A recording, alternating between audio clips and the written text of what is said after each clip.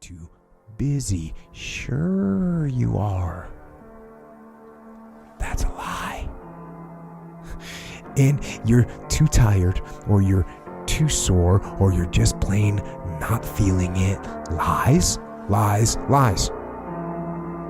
And the list goes on and on and on. So what's your fucking excuse?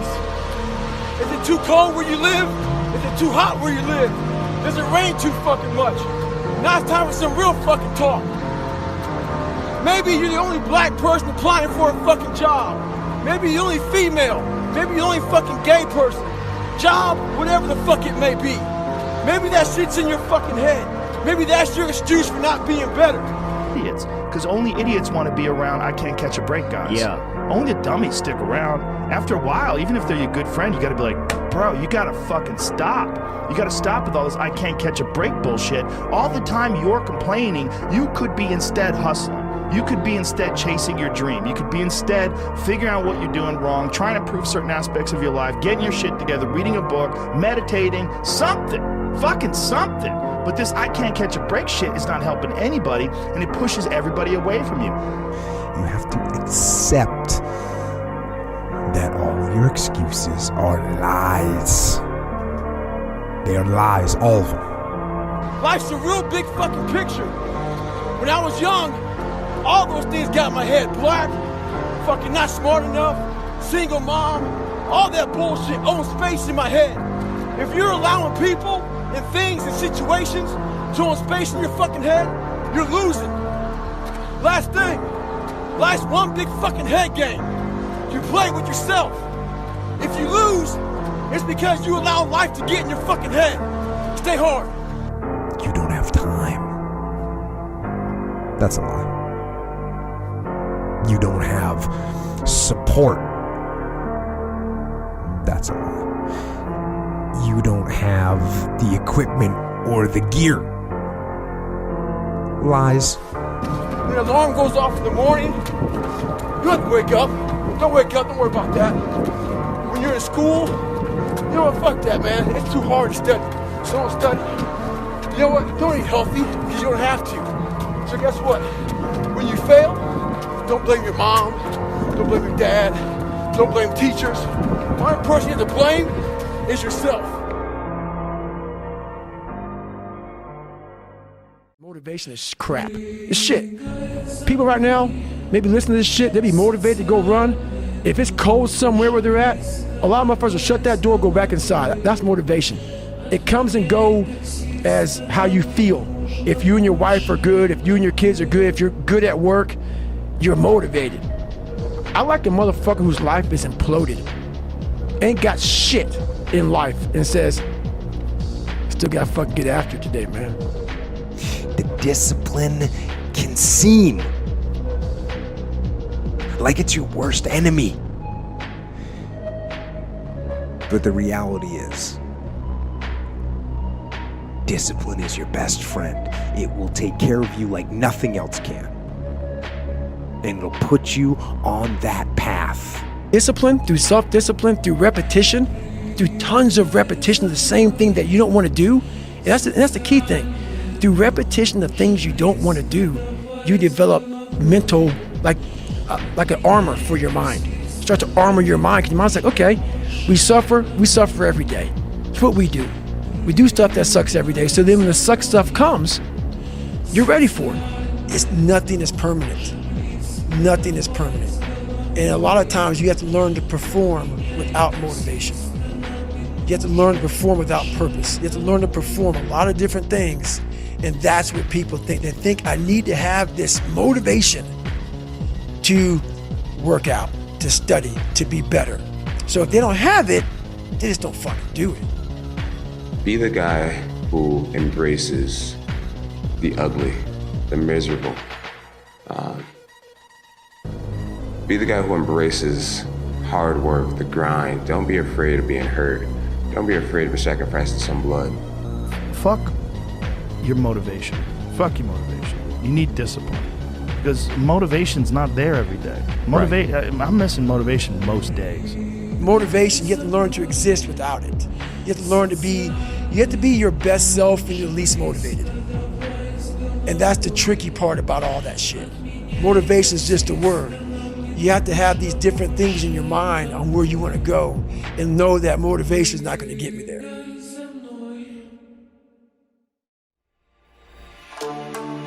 Why I have to be stressed? For what? I'm already UFC champion, I defend my title, you know, I'm undefeated. Of course, I wanna just enjoy with all process. You know, I don't wanna be stressed. I enjoy with my hard work, with hard training, every fight I improve, you know. If you wanna be champion, if you want to defend your title, you have to become high with the MMA, because MMA every day like grow up, like go high, because a lot of tough, young, hungry guys coming, and you have to be ready for everybody. And that's why I keep going. You have to learn every day something. In Dagestan, people living in mountain, and you know, it's like tough life. And when you have tough life, hard life, become success very easy, because you have motivation, you're hungry, you need this, you know. And when you have everything, you have money, you have food, you have house, car, everything, you don't want to go to the gym and you know, training so hard.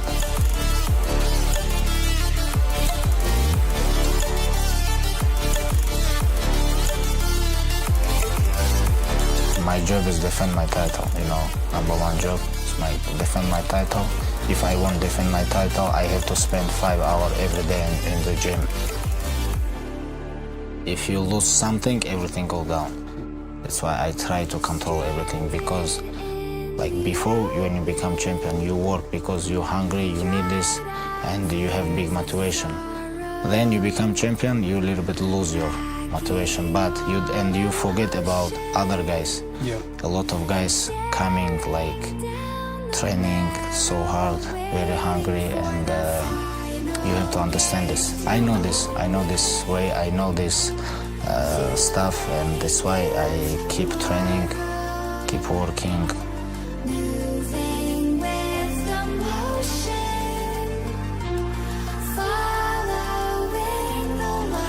I love competition, you know, I still love competition, like sparring, like grappling, like even if we run, I love competition. If we talk about enjoy with victory, this is different. I enjoyed before, I'm not enjoy this. Like win, and that's it. I all the time worry about like after every fight, I become famous. Like, you know, if I want, I can't walk around the streets. Like I want a lot of people come, take picture, try to talk with me. You know, I don't like this stuff. I'm a little bit tired with this stuff. That's why I don't like victory, because I know with victory comes like money, attention, famous, like a lot of stuff. Yeah. That's why.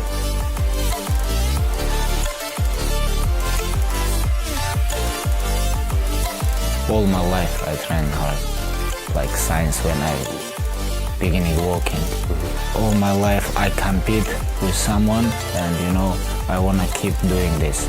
I have big fire inside, and I really wanna compete with best fighter in the world. You know, this is not about like best fighter from country or like 7 billion people. Who the best? Bring this guy. This is about me.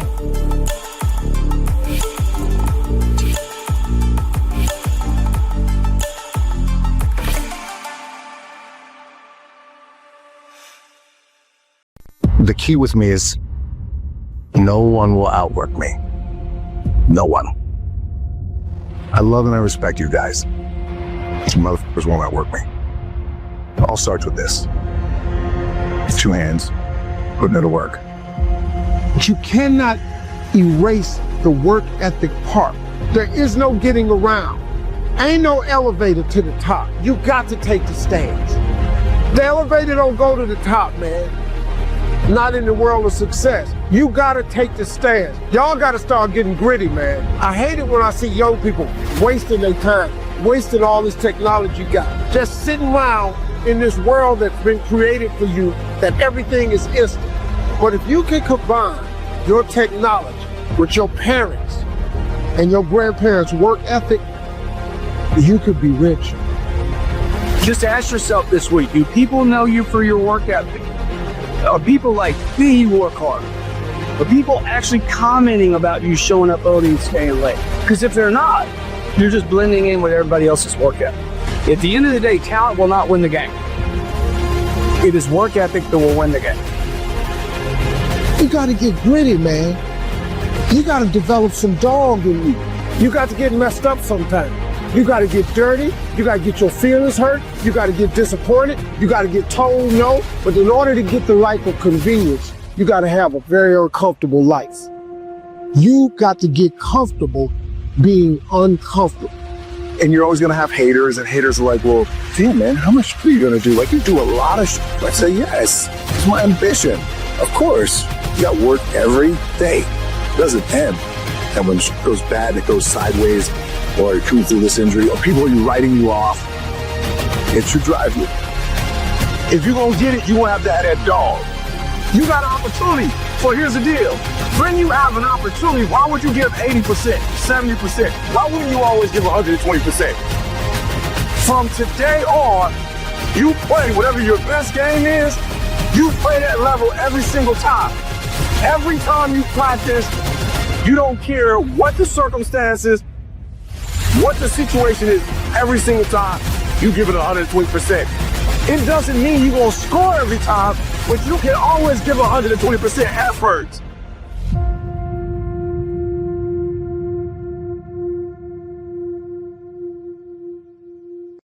What do you say to young men who come to you for advice, who feel lost, who don't really know where they fit into society?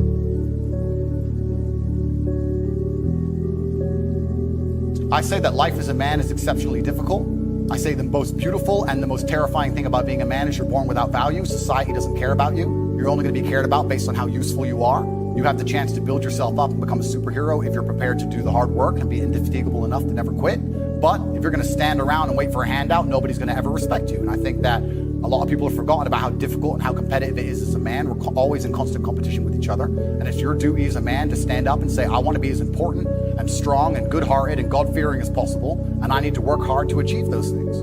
Masculine men have a duty to provide and protect those they care about. We have a duty to do things we don't feel like doing because we know we're supposed to do them. And that's why we stayed in the Titanic and died. We need to be teaching young men to understand that the world is very, very difficult. It's hard to be a man. You're going to feel bad sometimes. You just suck it up and perform anyway. Not to sit there and cry your eyes out or blame other people. Tough being a woman too in modern society. It's certainly tough being a woman, but I'm not a woman, so why would I speak on issues I do not understand? I'm a man. Because every man deals with heartbreak and deals with sadness, but how you use that energy is the differentiator between humans, right?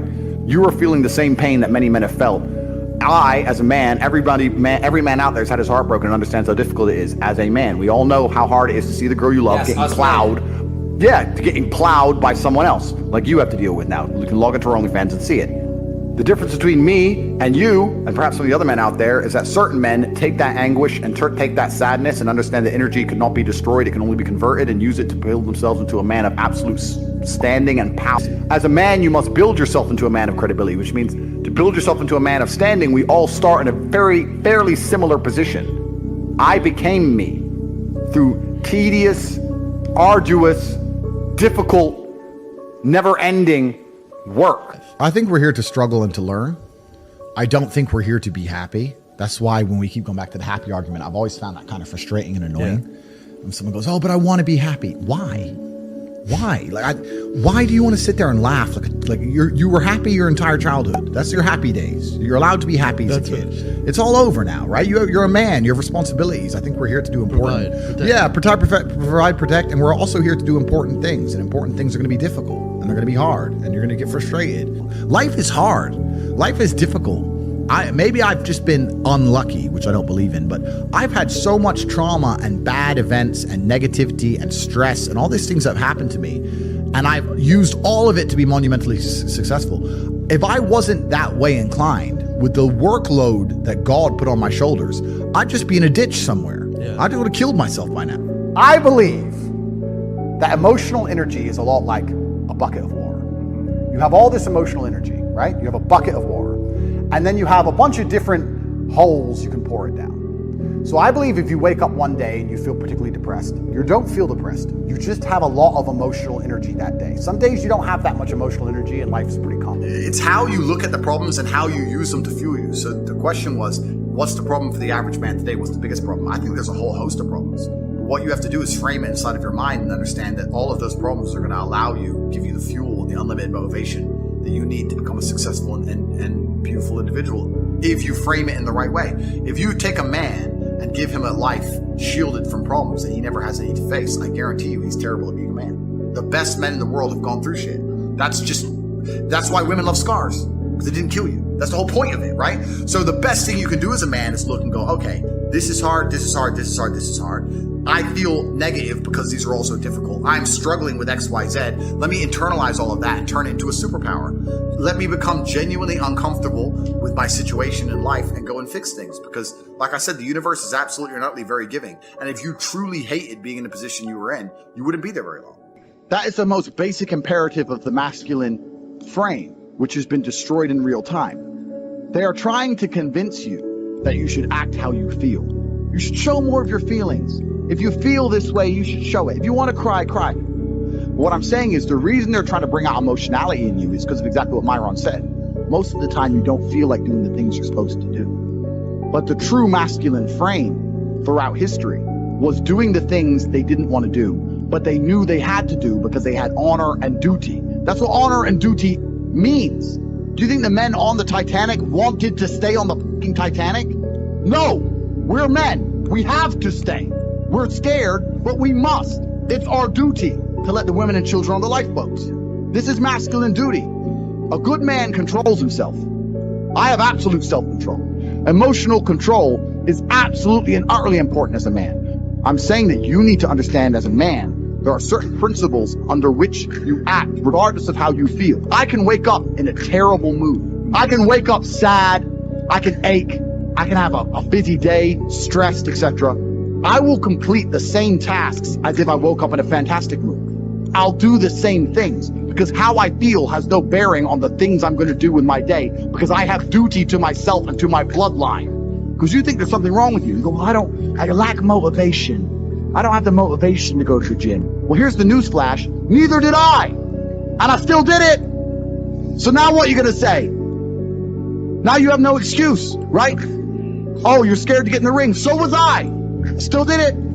Scared to get in the cage. So was I. I still did it. Being a man isn't about not feeling things. It's about acting the way you're supposed to act, regardless of how you feel. We act. We're men of action. We get things done. So the world got built. All of it. All the men who built the skyscrapers felt scared. They did it anyway. You need to become a man of action. Stop worrying about how you feel and start worrying about what you're supposed to be doing. How about that?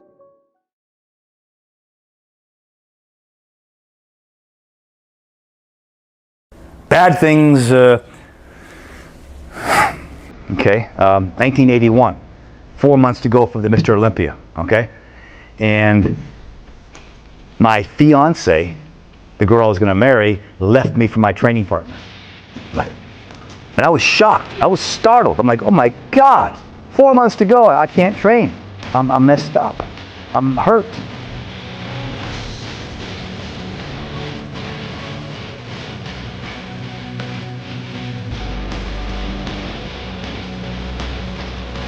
And for some reason that year, all the hurt went into my training. I just opened the door up to Gold's Gym, arms would grow. Every exercise I did worked greater than ever. The hurt, the pain, the terrible trauma, life drama and trauma turned out to be the best thing in the world for me in 81. If I look back, the arm tearing in 1982, the bicep tearing, it was the best thing that ever happened to me. Anything negative that happened to me turned out to be an opportunity in disguise. And I look at life that way. It's hard to understand it at that time, but I always find years later it was the best thing that ever happened to me. What you have to do when it's not working with a girl is wish them luck, to give them the best of luck, wish them luck, walk away and don't look back. And you're still going to get those emotions, those things are still going to hit you, but walk away and don't look back. And there's two reasons for that. Number one, if there's any chance that it's going to work out, the best possible way for you to get it to work out is by walking away, by wishing them luck, walking away and don't look back. That's the best way. How so? Because if there is something there, then she will let you know eventually. And if there's nothing there, You're going to know that too because you never hear from her again. That's fine. The protocol for getting her back is to walk away and don't look back. That's the protocol, is to move on. The protocol, if she doesn't want you back, is to walk away and don't look back. So, look, and I know it's hard, but you'll get some of those waves, but those waves will become less frequent and they'll become less powerful, and eventually you can move on. Well, life took me somewhere unexpected. I'm unprepared. It's about 6 degrees out here, and I'm underdressed. But guess what? No one gives a fuck. You gotta get the motherfucker in. Sometimes life can really hijack your fucking mind. When that happens to you, you're all fucked up. Your goals, your ambitions, everything is out the fucking window. In life, we all go through different things. Sometimes your girlfriend or boyfriend breaks up with you. Guess what? Get the fuck over it. They no longer want you. Maybe you failed a test in school. You worked your ass off. Guess what? You failed the fucking test. Get over it. Move past it. Learn to not let life hijack your brain. At work, you've been working your ass off for that new promotion. You don't fucking get it. Someone else does. Maybe they kiss better ass than you do. Guess what? Get over it. Life will hijack your mind if you let it. Don't allow all these things to make you a lesser person. You must own your mind. Don't let life own yours. Get after it, stay hard. Well, there's a deep idea in the West, too. It's like, pick up your damn suffering and bear it. And try to be a good person so you don't make it worse. Well, that's a truth. You know, I read a lot about the terrible things that people have done to each other. You just cannot even imagine it. It's so awful. So you don't want to be someone like that. Now, do you have a reason to be? Yes. You have lots of reasons to be. God, there's reasons to be resentful about your existence. Everyone you know is going to die. You know, you too. And there's going to be a fair bit of pain along the way, and lots of it's going to be unfair. It's like, yeah, no wonder you're resentful. It's like, act it out and see what happens. You make everything you're complaining about infinitely worse. There's this idea that hell is a bottomless pit, and that's because no matter how bad it is, some stupid son of a bitch like you could figure out a way to make it a lot worse. So you think, well, what do you do about that? Well, you accept it. That's what life is like. It's suffering. That's what the religious people have always said. Life is suffering. Yes. Well, who wants to admit that? Well, just think about it. Well, so what do you do in the face of that suffering? Try to reduce it. Start with yourself. What good are you? Get yourself together for Christ's sake so that when your father dies, you're not whining away in a corner and you can help plan the funeral and you can stand up solidly so that people can rely on you. That's better. Don't be a damn victim. Of course you're a victim. Jesus, obviously.